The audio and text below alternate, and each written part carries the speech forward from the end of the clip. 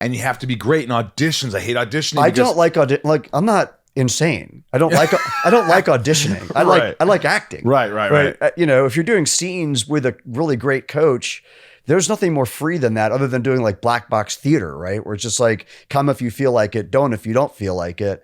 Auditioning sucks. Yes. And I've hated auditioning since I started auditioning. It just sucks. It's the Are worst. you good at it though? I don't know.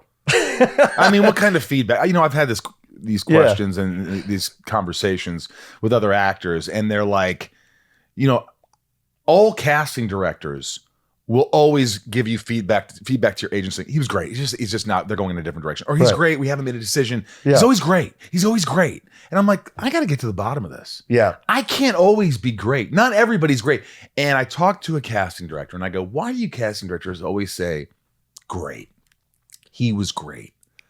He goes, honestly, it's because if that person becomes a star or that person becomes in demand, we want to bring them in. So they sort of lie.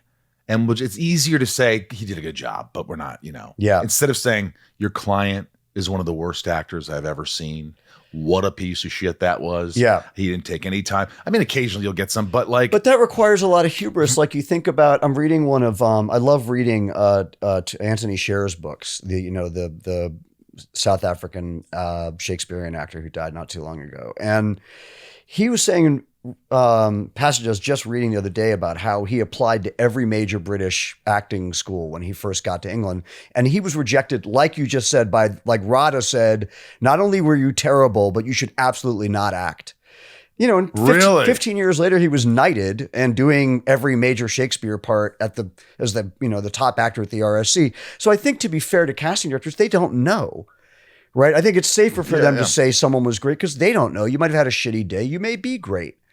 You know, I think that what did help me being a young actor, as far as that goes with auditioning, was I started so young and I got a lot of affirmation from people like Yulbrunner and folks like that who were like, look, you know, you've got something, keep working on it. Don't listen to anyone. Don't read reviews.